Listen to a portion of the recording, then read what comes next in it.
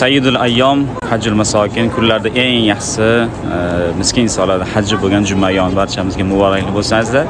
Xo'p, Masjidil Haromda, Masjid Nabaviyda juma namozi o'qishlik tartibotini ozgina eslatib o'tamiz. Xo'p, bizning yurtlarda juma namoziga azon chaqiriladi. Birinchi azondan keyin 4 rakat sunnat ado qilamiz, keyin imom bilan 2 rakat farzni ado qilamiz, keyin 4 rakat sunnat ado qilamiz. Shu bilan masjiddan tarqab chiqib ketamiz. Bu Masjidil Haromda, Masjid Nabaviyda juma namozini o'qishligi ozgina tartiboti boshqacharoq. Sal juma namozining 4 rakat sunnati keyinga siljiydi.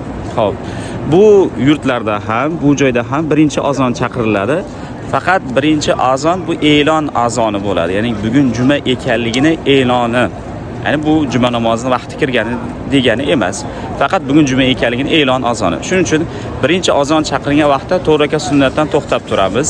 Ikkinchi azonni chaqiradi. Ikkinchi azon chaqirganda imom xutbaga chiqadi va 2 rakat farzni imom bilan birgalikda ado qilamiz. Farz ado bo'lgandan keyin janoza namozini ado qilamiz. Farz tugadi, 2 rakat farz tugadi, janoza namozi tugadi. Undan keyin 4 rakat sunnatni, avvalgi 4 rakat sunnatni va juma namozidan keyingi 4 rakat sunnatni ado qilib qo'yamiz. Shu bilan inshaalloh juma namozi ado bo'ladi. Barchalaringga juma ayyomi muborak bo'lsin.